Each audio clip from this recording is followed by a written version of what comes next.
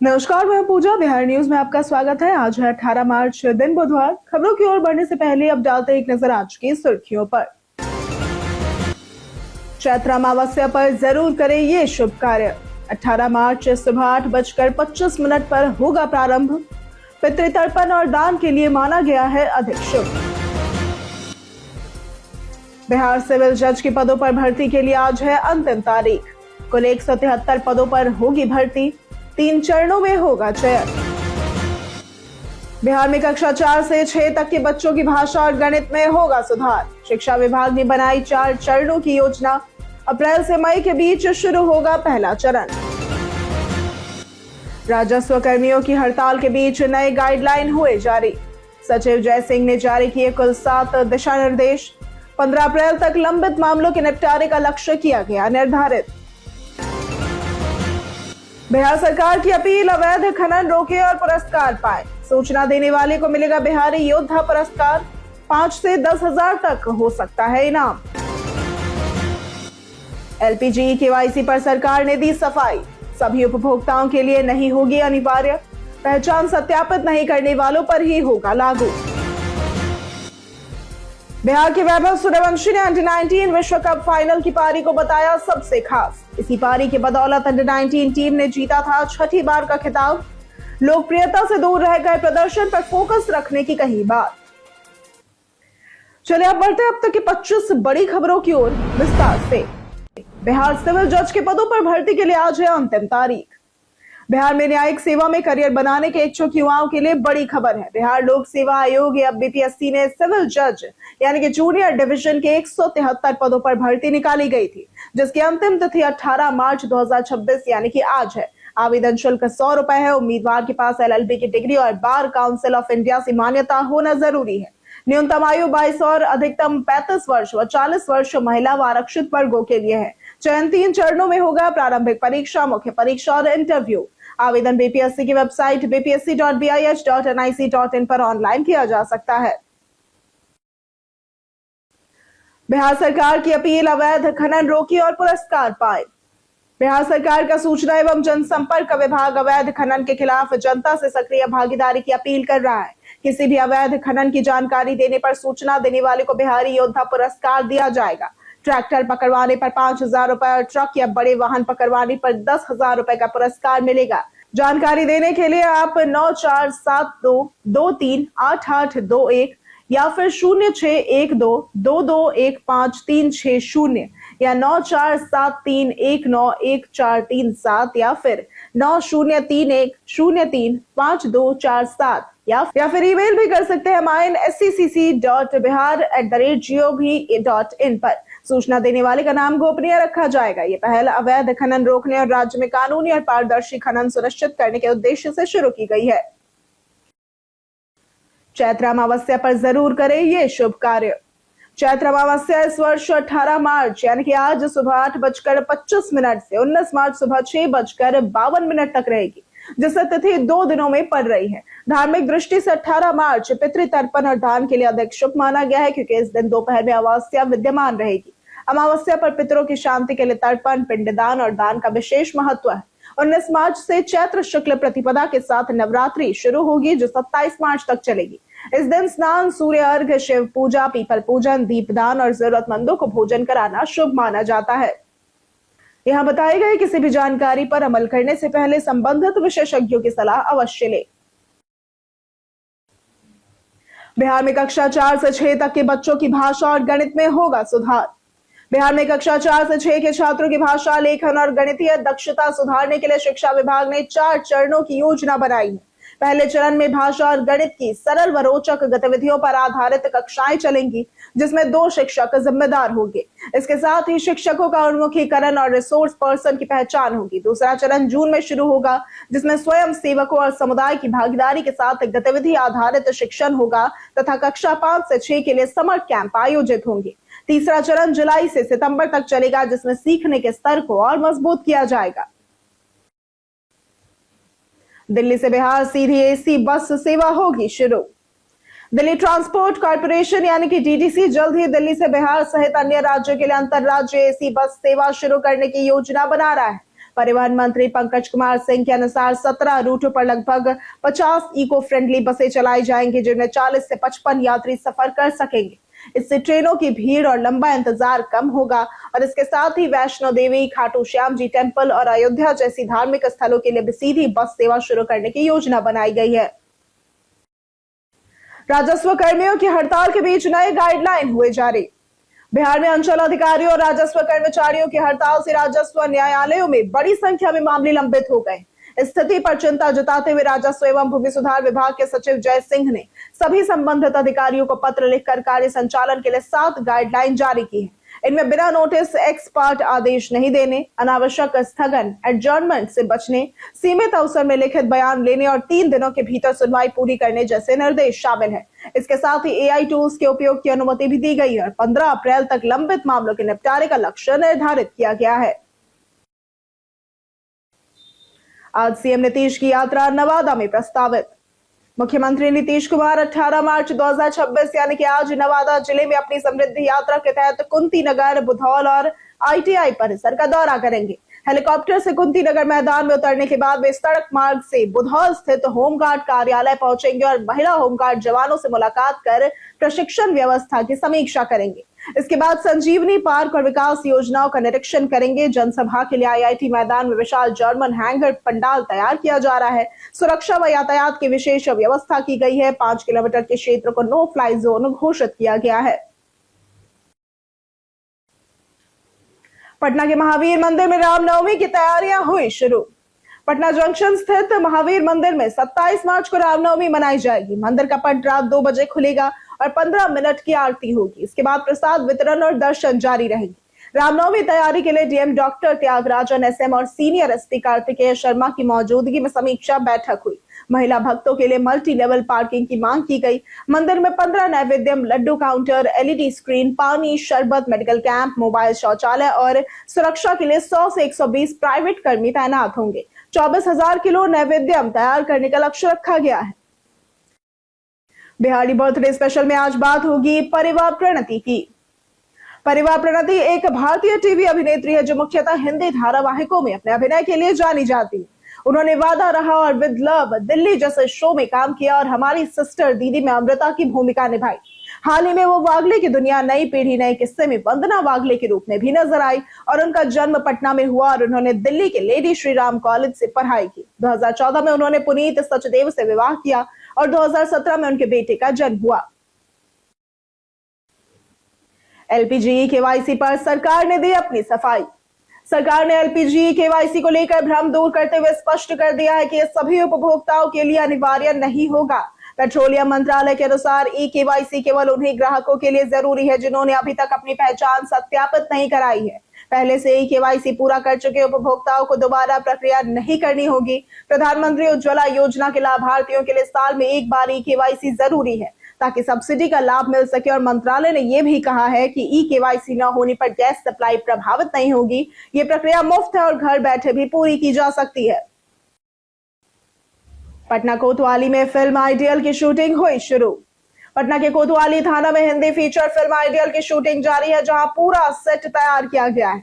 Film के lead actor Aarush, जिन्होंने OMG 2 में पंकज त्रिपाठी के बेटे की भूमिका निभाई थी, वो भी मौजूद है और फिल्म का निर्देशन अमिताभ वर्मा कर रहे और प्रोड्यूसर श्रुति आनंदिता वर्मा है। कहानी बिहार आधारित है, जिसमें राज्य के नकारात्मक छवि को सुधारने का प्रयास किया गया है। फिल्म में पॉलिटिक्स, पुलिस और अपराध का संगम दिखेगा और शूटिंग पटना व राजगीर में होगी। बिहार में LPG कालाबाजारी पर हुई बड़ी कार्रवाई। बिहार के बेगूसराय और गोपालगंज जिलों में LPG गैस की कालाबाजारी और जमाखोरी के खिलाफ प्रशासन ने सख्त कार्रवाई की।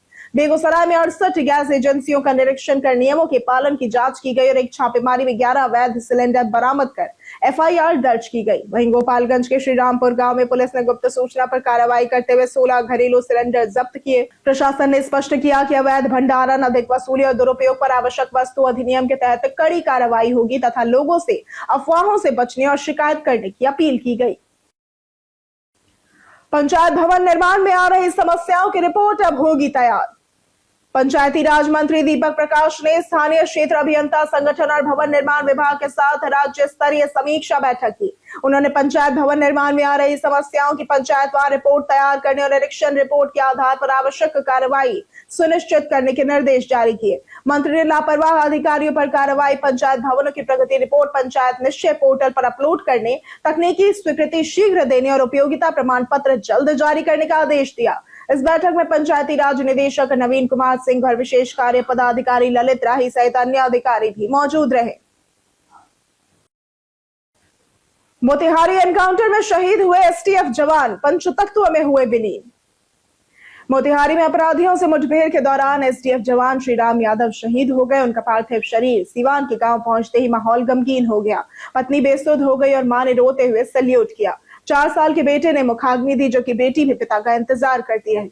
अंतिम यात्रा में बड़ी संख्या में लोग शामिल हुए। 7 साल पहले शादी हुई थी और 2 छोटे बच्चे भी हैं। सोमवार की रात रेड पर गए जवान मुठभेड़ में शहीद हो गए और उनकी शहादत से पूरा गांव शोक में डूबा है और इसके साथ ही नम आंखों से उन्हें विदाई दी गई। मोतिहारी में पीएचसी के प्रधान लिपिक 10,000 रिश्वत लेते गिरफ्तार। बिहार में भ्रष्टाचार के खिलाफ बड़ी कार्रवाई करते हुए निगरानी अन्वेषण ब्यूरो ने कल्याणपुर पीएचसी के प्रधान लिपिक रवि कुमार चतुर्वेदी को 10,000 रुपए रिश्वत लेते रंगे हाथों गिरफ्तार किया। उन्होंने सेवानिवृत्त स्वास्थ्य कर्मी भरत ठाकुर से जीपीएफ और बकाया भुगतान के लिए 2% कमीशन मांगा था। शिकायत के बाद डीएसपी विप्लव कुमार के नेतृत्व में टीम ने जाल बिछाकर गिरफ्तारी की। आरोपी के पास से रंगे नोट बरामद हुए और इसे पटना ले जाया गया। घटना के बाद विभाग में हड़कंप है और लोगों में आक्रोश के साथ भ्रष्ट कर्मचारियों में भय का माहौल बना हुआ है। गया जंक्शन जल्द वर्ल्ड क्लास स्टेशन के रूप में होगा तैयार। गया जंक्शन का करीब 300 करोड़ रुपए की लागत से आधुनिकीकरण अंतिम चरण में है और जून तक इसका नया रूप सामने आ सकता है। धार्मिक महत्व वाले महाबोधि मंदिर, विष्णुपद मंदिर और फल्गु नदी के कारण यहाँ यात्रियों की संख्या बढ़ती है। स्टेशन पर प्लेटफॉर्म विस्तार, डिजिटल टिकटिंग, बेहतर waiting area, parking, e rickshaw stand और दिव्यांग सुविधाएं विकसित की जा रही है और इसके साथ ही सांस्कृतिक पेंटिंग, हाईटेक सुरक्षा सिस्टम और आधुनिक इंफ्रास्ट्रक्चर से ये स्टेशन यात्रियों को बेहतर सुविधा देने के साथ पर्यटन और स्थानीय अर्थव्यवस्था को भी बढ़ावा देगा। ऊर्जा विभाग अभियंता के खिलाफ भ्रष्टाचार का हुआ खुलासा। आर्थिक अपराध इकाई ने जयनगर के ऊर्जा विभाग के कार्यपालक अभियंता मनोज कुमार रजक और उनके भाई संजय रजक के खिलाफ आय से अधिक संपत्ति अर्जित करने का मामला दर्ज किया। 17 मार्च को मनोज से जुड़े 7 ठिकानों पर छापेमारी हुई, जिसमें दरभंगा, जयनगर, निर्मली, सुपौल में 17 भूमि दस्तावेज, 2 वाहन स्कॉर्पियो व स्विफ्ट डिजायर, नगद 1,05,000 और बैंक जमा राशि 4,25,000 बरामद हुई। मनोज ने अपने भाई के नाम एचपी गैस एजेंसी चलाई और सरकारी गाड़ियों का गलत इस्तेमाल किया। नेपाल में गैर कानूनी विवाह हेतु घर निर्माण और दरभंगा में पेट्रोल पंप के लिए जमीन दस्तावेज भी बरामद हुए। पटना के पैजावा में अवैध लॉटरी का हुआ खुलासा। पटना के बाईपास थाना क्षेत्र के पैजावा इलाके में एसटीएफ और पटना पुलिस की संयुक्त छापेमारी में एक प्रिंटिंग प्रेस पर छापा मारा गया, जहां बड़े पैमाने पर अवैध लॉटरी का कारोबार चल रहा था। मौके से करोड़ों रुपए मूल्य की लॉटरी बरामद हुई, जो बिहार के साथ साथ अन्य राज्यों में भी सप्लाई की जा रही थी। पुलिस इसे संगठित गिरोह मान रही है और छापेमारी में 18 लोगों को हिरासत में लिया गया है और उनसे पूछताछ जारी है। प्रेस को सील कर दिया गया है और पुलिस लॉटरी के नेटवर्क और मुख्य सरगना तक पहुंचने की कोशिश कर रही है। जाने आज कैसा रहेगा बिहार के मौसम का मिजाज। पटना मौसम विज्ञान केंद्र के अनुसार बिहार में 20 से 22 मार्च के बीच मौसम बदलने वाला है और इस दौरान अधिकांश जिलों में तेज हवा, मेघ गर्जन और हल्की से मध्यम बारिश की संभावना है, इसलिए येलो अलर्ट जारी किया गया है। हवा की रफ्तार आज 30 से 50 किलोमीटर प्रति घंटे तक पहुंच सकती है और बिजली गिरने का खतरा भी रहेगा। हालांकि 20 मार्च तक दक्षिण और दक्षिण पश्चिम जिलों में कोई बड़ी चेतावनी नहीं है और पटना में तापमान 32 से 35 डिग्री सेल्सियस और रात में 20 से 22 डिग्री सेल्सियस रहने का अनुमान है, जबकि 21 मार्च को बारिश संभव है। गर्मी के सीजन में एसी के इस्तेमाल से पहले सर्विसिंग है जरूरी। मार्च की शुरुआत के साथ ही गर्मी बढ़ने पर एसी का उपयोग शुरू हो जाता है, लेकिन बिना सर्विसिंग के चलाने से कूलिंग कम और बिजली बिल ज्यादा हो सकता है। बेहतर प्रदर्शन के लिए सीजन से पहले एसी की देखभाल जरूरी है। गैस प्रेशर और लीकेज चेक कराना चाहिए, क्योंकि गैस कम होने पर कूलिंग प्रभावित होती है। ड्रेन पाइप और वाटर आउटलेट की सफाई जरूरी है ताकि पानी लीकेज ना हो और इसके साथ ही आउटडोर यूनिट की डीप क्लीनिंग भी जरूरी है, क्योंकि धूल जमा होने से एयर फ्लो और कूलिंग पर असर पड़ता है। सही सर्विसिंग से एसी लंबे समय तक बेहतर चलता है। 22 मार्च को केसी त्यागी करेंगे नई राजनीतिक रणनीति का खुलासा। वरिष्ठ नेता केसी त्यागी ने जदयू से अपना नाता तोड़ दिया है और सदस्यता रिन्यू नहीं करवाई। उन्होंने पीटीआई से कहा कि वो पार्टी छोड़ चुके और जल्द ही सभी संबंधित लोगों से परामर्श करके अपने आगे की रणनीति तय करेंगे। 22 मार्च 2026 को एक बैठक में वे अपनी रणनीति पर खुलासा करेंगे। केसी त्यागी ने दलित, किसान और कृषि श्रमिकों सहित वंचित वर्गों के हितों के प्रति अपनी प्रतिबद्धता जताई और उन्होंने नीतीश कुमार के प्रति अपने व्यक्तिगत सम्मान को बनाए रखा और कहा कि वे चौधरी चरण सिंह, डॉक्टर राम मनोहर लोहिया और कर्पूरी ठाकुर के विचारों से प्रेरित रहेंगे। बिहार के वैभव सूर्यवंशी ने अंडर-19 विश्व कप फाइनल की पारी को बताया सबसे खास। बिहार के वैभव सूर्यवंशी ने अंडर-19 विश्व कप फाइनल में इंग्लैंड अंडर-19 टीम के खिलाफ 80 गेंदों में 175 रन की शानदार पारी को अपने करियर का सबसे यादगार क्षण बताया। इस पारी की बदौलत भारत अंडर-19 टीम ने छठी बार खिताब जीता और राजस्थान रॉयल्स की जर्सी लॉन्च के दौरान उन्होंने कहा कि वो सिर्फ अपनी प्रक्रिया और टीम की जीत में योगदान पर ध्यान दे रहे हैं। उन्होंने लोकप्रियता से दूर रहकर प्रदर्शन पर फोकस रखने की बात कही। कार्यक्रम में रविंद्र जडेजा भी मौजूद थे। कई कारणों से दर्ज है भारत के इतिहास में आज की तारीख। 2000 में आज के दिन माना पटेल का जन्म हुआ था। ये ओलंपिक में क्वालिफाई करने वाली पहली भारतीय महिला तैराक है। 1914 में गुरबख्श सिंह ढिल्लो का जन्म हुआ था। यह आजाद हिंद फौज के अधिकारी थे। 1938 में शशि कपूर का जन्म हुआ था। यह हिंदी सिनेमा जगत के प्रसिद्ध अभिनेताओं में से एक थे। 1965 में अजय का निधन हुआ था। ये एक जाने माने लेखक थे। 2000 में राजकुमारी दुबे का निधन हुआ था। यह हिंदी सिनेमा की जानी मानी गायिका थी। छोटे व्यापारियों को एफएसएसएआई की ओर से मिली राहत। खाने पीने के कारोबार करने वाले छोटे व्यापारियों को अब रजिस्ट्रेशन में राहत मिलेगी। सरकार ने एफएसएसएआई के बेसिक रजिस्ट्रेशन के लिए टर्नओवर सीमा 12 लाख रुपए से बढ़ाकर 1.5 करोड़ रुपए कर दी है, जो 1 अप्रैल 2026 से लागू होगी। अब 1.5 करोड़ तक के कारोबार वाले व्यवसायियों को सिर्फ बेसिक रजिस्ट्रेशन लेना होगा। 1.5 करोड़ से 50 करोड़ तक के कारोबारियों को राज्य स्तर का लाइसेंस और 50 करोड़ से अधिक के व्यवसायियों को केंद्रीय लाइसेंस लेना अनिवार्य होगा। स्ट्रीट वेंडर्स को भी अलग एफएसएसएआई रजिस्ट्रेशन से राहत मिलेगी यदि वे नगर निगम या टाउन वेंडिंग समिति में पहले से रजिस्टर्ड है। यूपीएससी ने अभ्यर्थियों के लिए सोशल मीडिया एडवाइजरी की जारी।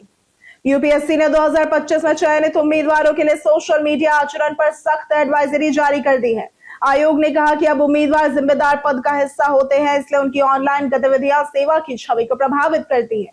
उन्हें आत्म प्रचार, विज्ञापन या ब्रांडिंग से बचना और कोचिंग संस्थानों द्वारा नाम व फोटो के उपयोग से दूरी रखने की सलाह दी गई है। पोस्ट करने से पहले उसके प्रभाव पर विचार करना जरूरी है। यूपीएससी ने अधिकारियों को इन्फ्लुएंसर बनने से भी रोका है और 6 मार्च 2026 को जारी रिजल्ट में 958 उम्मीदवार सफल हुए, जिनमें अनुज अग्निहोत्री ने टॉप किया था। हम प्रतिदिन आपसे 5 ऐसे जरूरी सवाल और उसके जवाब बताएंगे जो कि बीपीएससी, बिहार पुलिस, दारोगा समेत एसएससी जैसे अन्य प्रतियोगी परीक्षाओं में काम आएंगे। सवाल इतिहास, बिहार स्पेशल, विज्ञान, करंट अफेयर्स और भूगोल से रहेंगे। पूछे गए 5 सवालों में आपने कितना सही उत्तर दिया, यह हमें कमेंट करके जरूर बताएं। हमारा पहला सवाल है, जैन धर्म की पवित्र पुस्तक को क्या कहा जाता है? ए सुत्त, बी वेद, सी सूत्र या फिर डी आगम? इसका सही जवाब है डी आगम। हमारा दूसरा सवाल है, अनुपम झील बिहार के किस जिले में स्थित है? ए कैमूर, बी भागलपुर, सी मुंगेर या फिर डी वैशाली? इसका सही जवाब है ए कैमूर। हमारा तीसरा सवाल है, इनमें से किस नाटक को बिहार में नाट्य कला का पुनर्जागरण कहा गया? ए संगम, बी गंगा जमुना, सी आधे अधूरे या फिर डी शकुंतला?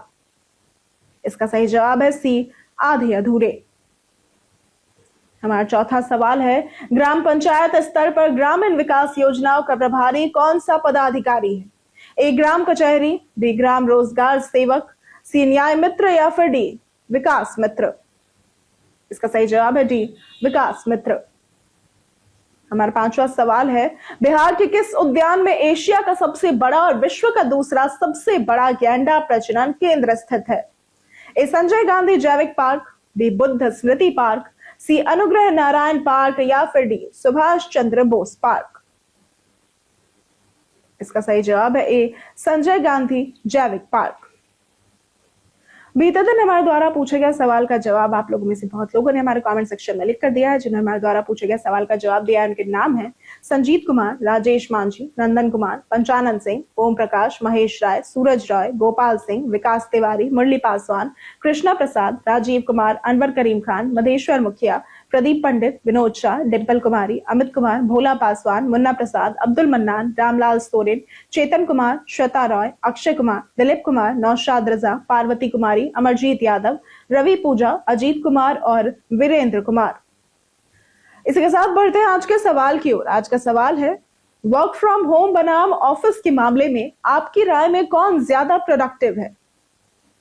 आप अपने जवाब हमें हमारे कमेंट सेक्शन में लिखकर जरूर बताएं। आज के लिए सिर्फ इतना ही। बिहार की तमाम खबरों के साथ बनी रहने के लिए देखते रहें बिहारी न्यूज, और साथ ही अगर आप यूट्यूब चैनल पर देख रहे हैं तो चैनल को सब्सक्राइब करें, और अगर आप फेसबुक पेज पर देख रहे हैं तो लाइक और फॉलो जरूर करें।